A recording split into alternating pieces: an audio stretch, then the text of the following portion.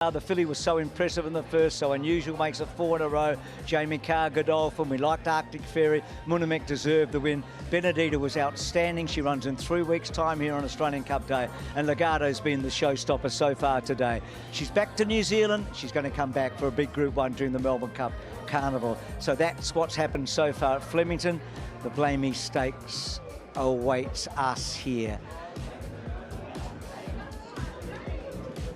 So Bear Story's going to run here. Now, Clinton McDonald's never had an import or an international horse before. Yeah, and that's interesting, isn't it? Because we see so many imports over here. But yeah, an interesting story. He's a 5-year-old Entai from Ireland, and he was beaten just under a length in the Mooresbridge Stakes, which has a pretty big honour roll, doesn't it? And he's won the same race twice. It was a Group 3 and then it was a listed the next year, both on synthetic. So he's got a decent record. He's been well tried over there, so it's not like he's untapped, but we'll see what he can produce today. That's Bear Story in the Blamey Stakes.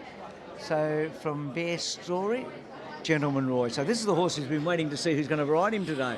He's the horse that had the protest taken off him in the Orr Stakes when he was first over the line. Mark Zara, as you said, is pretty tough, and he obviously wants to ride him. Yeah, which is a good sign, isn't it? Yeah. It's the best sign. So Mounting Yard, after all of that, it's been quite the day so far here at Flemington.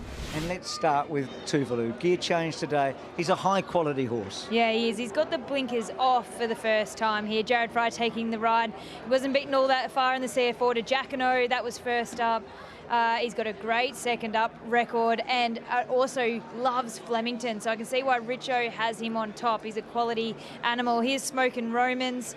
He ran in the Carline Cup at Group 3 level, first up over the mile, and I thought he ran pretty well on that occasion. Of course, Damien Lane taking the ride from Ethan Brown. Well, he was favourite for the Caulfield Cup, wasn't he, at one stage? He won the Turnbull. He ran 7th in both the Caulfield Cup and a Melbourne Cup. So he had a fantastic spring, did Smokin' Romans. So from this to Course-On Map, he's a 4-time Group 1 winner. He's a 4-time... He's so underrated, well, understated in many ways, isn't he? He is, and of course he provided Jamie Mott with his first Group 1. That was in the Rupert Clark Stakes back in the spring.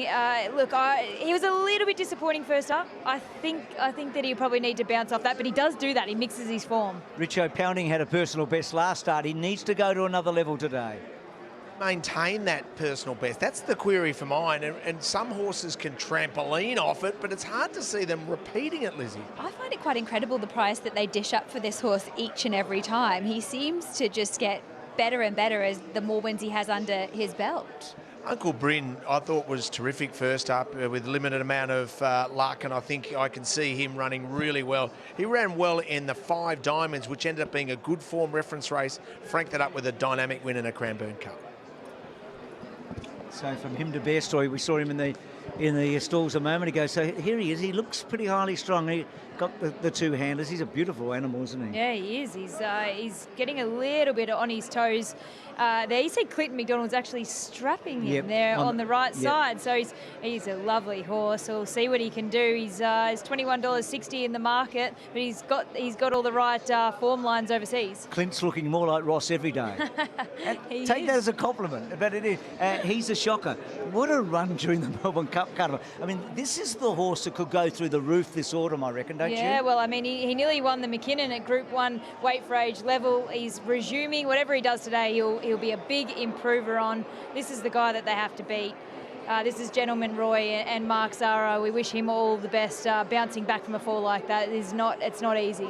Well, you'd know. It's a test, isn't it? A real test. Daisy, I'm going to go to you from PointsBet. Does he...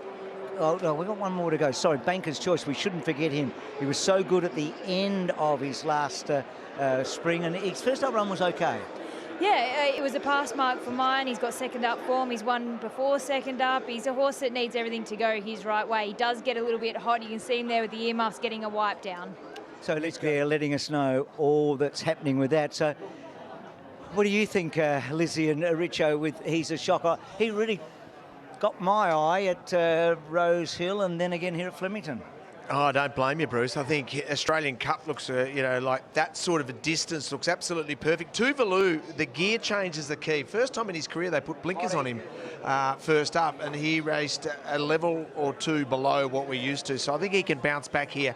Another horse I'm keen to watch, Lizzie, is a horse that we've seen be really prominent in the Caulfield Cup, called Nonconformist. I want to see a nice return for him. I think he's the best roughie in the race. Yep, all of those horses. It's a fascinating race, but really when you look at the form, when you see Gentleman Roy, I mean, he was a narrow defeat in a Group 1. You would expect the way that he races, he's going to be really hard to beat in this race. So he's the one that I think is the hardest to beat, and then Pounding. I just don't see how can be such big odds in the market. He's just been so consistent all the way through this campaign, and he looks in great order. Sorry, Lizzie, market mover for good stuff. Market mover from New Daisy. Yeah, they're all agreeing with everything that Lizzie's just said. They're the points bet punters. It will be Gentleman Roy, your market mover here. Caitlin? Yeah, I'm with Gentleman Roy as well. Hopefully Mark Zahra can get him home after his little tumble. But I think he's the class horse. He deserves it after losing the Group 1 on protest last start. Uncle Bryn's in. I reckon we're ready. It's been a long wait. Here we go for the Blamey. 14 to go, and they're locked away. Set to go. Racing at the 1600 metres, so Sebon, Gentleman Roy broke well with Call Sign Mav as Gentleman Roy gets its bib in front. Also in that group of horses along the inside is settling down into stride Raya Zan and Tuvalu with Pounding around them, followed by Smoke and Romans. Two for the back, Banker's Choice, Nonconformist, Uncle Bryn, Bear Story, Port Phillip, Luna Flare, and last of all, He's a Shocker. Gentleman Roy at the 1150, led clearly by 2 lengths Tuvalu and Call Sign Mav. A length and a half to Sosi Bon in 4th place, 2 lengths Pounding, and then came along the inside, settling down at the 1000 metres is Raya Zan. They were followed by Smoke and Romans, a length and a quarter Nonconformist, Banker's Choice, and then came Uncle Bryn. 2 lengths away in the field then is Bear Story, outside of Luna Flare in the Club Silks, Port Phillip, and He's a Shocker. That's the order, 650 metres to go. Gentleman Roy kept them running by about a length and a quarter. Tuvalu, if anything, getting a little bit closer. Call Sign Mav is third from Sosi Bon, a couple to Pounding, and then came along the inside Raya Zan, Smoke and Romans, Banker's Choice, and then Uncle Bryn, Luna Flare, and back in the field then is Port Phillip, Bear Story, and He's a Shocker. So Gentleman Roy first to straighten at the 350, looking to do it all. Kick clear, 2 lengths Call Sign Mav, Tuvalu, Pounding, and then came Raya Zan, who's getting a split from Nonconformist. Gentleman Roy at the 150, starting to paddle. Nonconformist grabbing it, followed by Pounding and Banker's Choice, but Nonconformist drives away for Harry Coffey, and Nonconformist won the Blamey. Second Pounding, third Banker's Choice, photo fourth Gentleman Royal on the inside, Raya Zan, who's run a beauty. Then came Uncle Bryn, Luna Flare, Smoke and Romans, Tuvalu, Call Sign Mav, He's a Shocker, Bear Story, Port Phillip, and Sosi Bon. So a stunning turn of foot there. What a day Graham Beggar's had, we know, with Passive Aggressive up in Sydney. And for Harry Coffey here today, this is one of the real career highlights. It never won, Richo, at Flemington before. You are a genius. Good. You deliberately left out annoying, and I appreciate that, Macca. I love you for that. Oh, that's a super win for Nonconformist. And when, Bruce, actually, just quickly, when you think about it, Flemington's perfect for him, isn't it? Absolutely the perfect track for him. I agree, Richo. And look, I do agree. He's been that Caulfield horse because of that naturalism and the Caulfield Stakes and the Caulfield Cup, but you're spot on. This is a win by a horse now that we're starting to think, okay, now does he go to an All-Star Mile, guys? Or he can, or does he go straight to the Australian Cup? I mean, that's the question we're going to be asking, isn't it? What do you reckon, Richo?